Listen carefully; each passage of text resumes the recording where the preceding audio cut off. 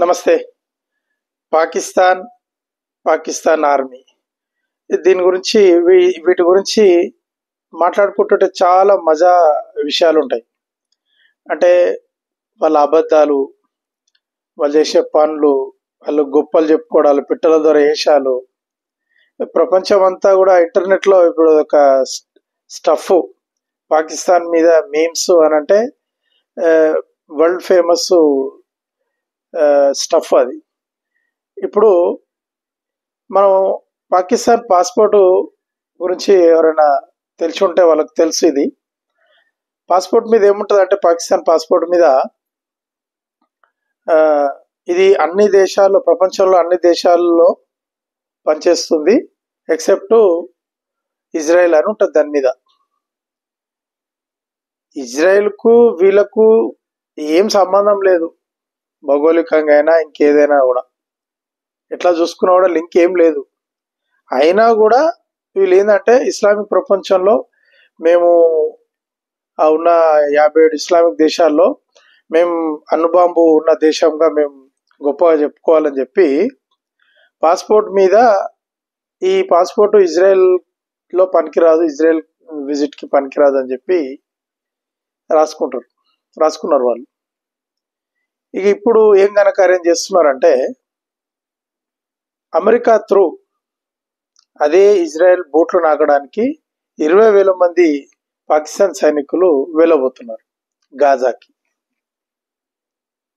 ఇప్పుడు ట్రంప్ డిన్నర్కు పిలిస్తే field marshal Asim Munir, Pakistan army chief, తినొచ్చిండు కదా, దాన్ని బిల్లు పే చేస్తారు వీళ్ళు.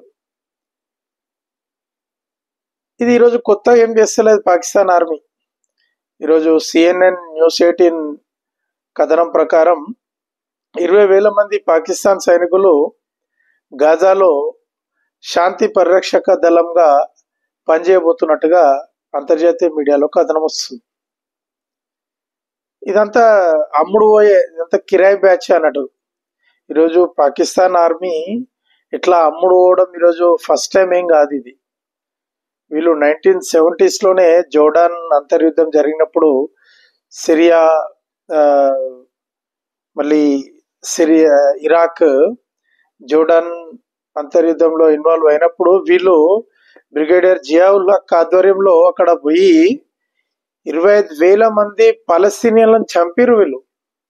ఇవాళ పాలస్తీనియన్ల కోసం మేము ఏదైనా చేస్తాం, యా ఇల్లా ఇల్లిల్లా అని చెప్పి అరుస్తున్నారు. కానీ వీళ్ళు అప్పుడే పోయి 1970 పోయి 25,000 మంది పాలస్తీనియన్లను చంపిరు బ్రిగేడియర్ జియావుల్ హక్ ఆధ్వర్యంలో.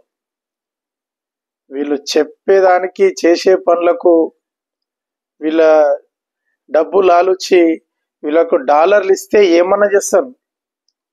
ఏమన్నా అంటే ఇక ముస్లింలకు అత్యంత పవిత్రమైన మక్కా, మెయిన్ మక్కాలోన ప్రధాన మస్జిద్లోకి కూడా పోయి కాల్పులు జరిపిన ఆర్మీ ఏదన్నా ఉందంటే అది పాకిస్తాన్ ఆర్మీ.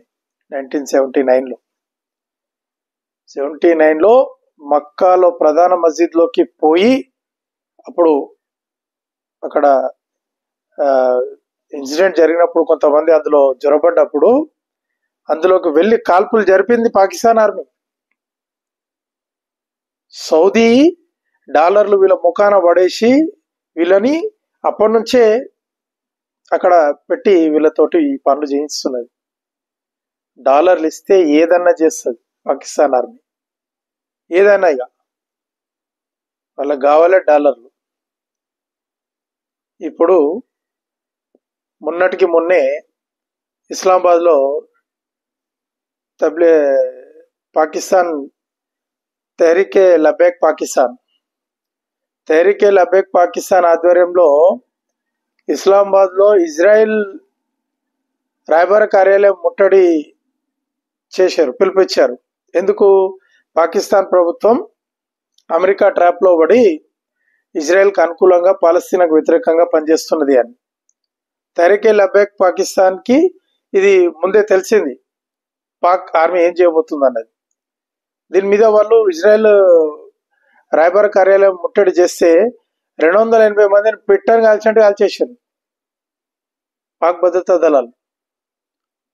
పౌరులను టిఎల్పి ప్రధాన నాయకుడిని కాల్చి చంపేశారు. 280 మంది ఆందోళనకారులను ప్రధాన నాయకుని కూడా చంపేశారు, టిఎల్పి ప్రధాన నాయకుడు. కాబట్టి పాకిస్తాన్ ఆర్మీ అనే ఒక ప్రైవేట్ కంపెనీ దందా ఈరోజు పాకిస్తాన్ దేశాన్ని సర్వనాశనం చేయబోతున్నది. ఇస్లాం పేరుతోటి ఇస్లామిక్ దేశాలను కూడా హౌలేగాలం చేస్తున్నారు పాకిస్తాన్ ఆర్మీ. ఇక మరి పాలస్తీనా పౌరులు, పాలస్తీనా ముస్లింలు మేము అంతా ఒకటే అని చెప్పి ఎవరైతే ముస్లింలు పాకిస్తాన్ వైపు చూస్తారో వాళ్ళు దీని మీద ఆలోచన చేయాలి. వాళ్ళు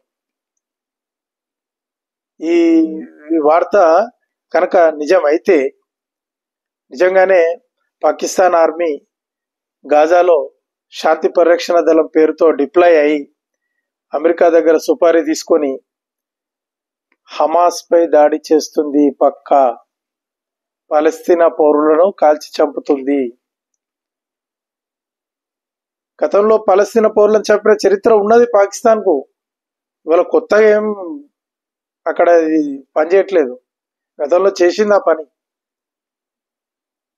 మరి రాబోయే రోజుల్లో నిజంగానే పాకిస్తాన్ ఆర్మీ తుపాకీ గుళ్లకు పాలస్తీనా పౌరులు ఎదుర్కోవాల్సి వస్తుందా?